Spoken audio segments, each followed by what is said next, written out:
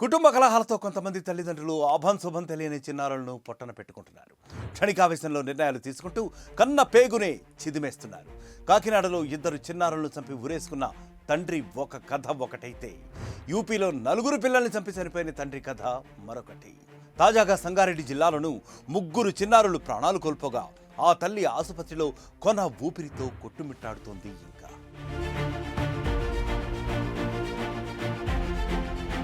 రంగారెడ్డి జిల్లా మెడకపల్లికి చెందిన చెన్నయ్య భార్య రజిత ముగ్గురు పిల్లలతో రాఘవేంద్ర కాలనీకి వచ్చి ఉంటున్నారు. స్థానికంగా వాటర్ ట్యాంకర్ డ్రైవర్గా పనిచేస్తున్నాడు. అయితే నిన్న రాత్రి భార్యా పిల్లలతో భోజనం చేసిన చెన్నయ్య మళ్లీ డ్యూటీకి వెళ్ళాడు. అర్ధరాత్రి తిరిగి వచ్చేసరికి భార్య ముగ్గురు పిల్లలు నోటి నుంచి నొరగలు కక్కుతూ పడి కనిపించారు. పిల్లలు అప్పటికే చనిపోగా కొన ఊపిరితో కొట్టుమిట్టాడుతున్న రజితను ఆసుపత్రికి తీసుకెళ్లారు. సమాచారం అందుకున్న పోలీసులు ఘటనా స్థలానికి చేరుకున్నారు. ప్రాణాలు కోల్పోయిన పిల్లలను సాయికృష్ణ, మధుప్రియ, గౌతమ్లుగా గుర్తించారు. ముగ్గురు పిల్లలు నిద్రలోనే మృతి చెందినట్లు నిర్ధారించారు. అయితే రాత్రి భోజనంలో విషం కలిపి తిన్నట్లు అనుమానాలు వ్యక్తమవుతున్నాయి. దీంతో మృతదేహాలను పోస్టుమార్టం నిమిత్తం ఆసుపత్రికి తరలించారు. చెన్నయ్యను అదుపులోకి తీసుకుని విచారిస్తున్నారు.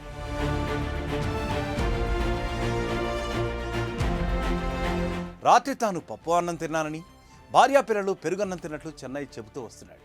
ఆ తర్వాత డ్యూటీకి వెళ్లి తిరిగి వచ్చేసరికి ఇంత ఘోరం జరిగిపోయిందని విలపిస్తూ తెలిపాడు చెన్నయ్య. భార్యకు కడుపు నొప్పి రావడంతో ఆసుపత్రికి తీసుకెళ్లారని, ఆ తర్వాత పిల్లలను పరిశీలించగా అప్పటికే వారు ముగ్గురు కూడా మృతి చెందినట్లు గుర్తించానన్నాడు.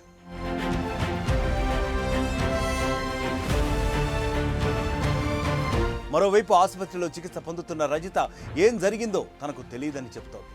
రాత్రి పెరుగన్నం తిని పడుకున్నామని, తీవ్రమైన కడుపు నొప్పి రావడంతో భర్త ఆసుపత్రిలో చేర్పించాడని అంటోంది. పెరుగన్నంలో తాను ఎలాంటి విషం కలపలేదని కూడా చెబుతోంది.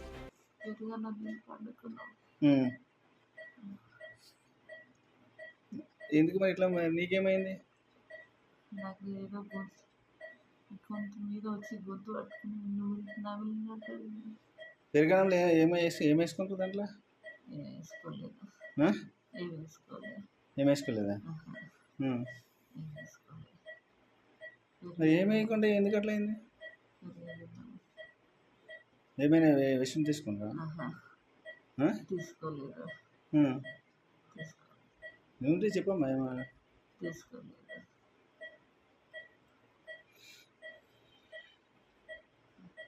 ఏం పేరు నీ పేరు? నీ భర్త పేరు? చిన్నయ్య. ఎంతమంది పిల్లలు? ముగ్గురా? ఏం పేర్లు వాళ్ళ పేరు? పెద్దోళ్ళు? సాయికృష్ణ, మధుప్రియ, గౌతమ్. గౌతమ్ చిన్నోడా?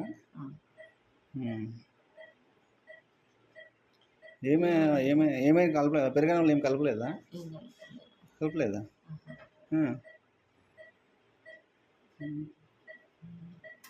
ఎట్లా మరి? ఎట్లా జరిగింది మరి? ఏమవ్వాలి? మంచిగా ఉన్నారు కానీ నీకేమైంది అంటున్నా? నువ్వు హాస్పిటల్ ఎందుకు చేరినావు అంటున్నావు?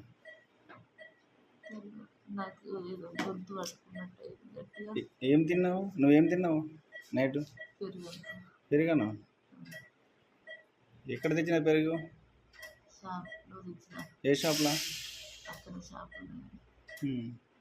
ఒకవేళ రజిత విషం కలపకపోతే చిన్నారులు ఎలా మృతి చెందారు, రజిత ఎందుకు ఆసుపత్రి పాలైంది అన్నది ఇప్పుడు కొండంత మిస్టరీగా మారిపోయింది.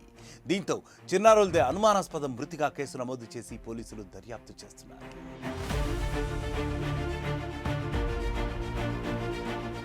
ఎలా జరిగిందో కానీ జరగకూడని ఘోరం జరిగిపోయింది.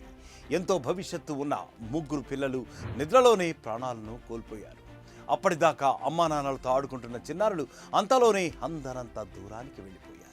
మరి వాళ్లను కని పెంచిన వారే ఈ ఘాతుకానికి పాల్పడ్డారా, లేక మరింకేదైనా కుట్ర జరిగిందా అన్నది ఇప్పుడు తేలాల్సి ఉంది. ఇక మరొక క్రైమ్ స్టోరీతో మళ్ళీ కలుద్దాం. అంటే స్టే క్లిక్ డౌన్. ప్రపంచంలో ఏ మూల ఏ క్షణం ఏం జరుగుతుందో వేగంగా తెలుసుకోవడానికి తొలి వెలుగు వాట్సాప్ ఛానల్ని ఫాలో చేయండి.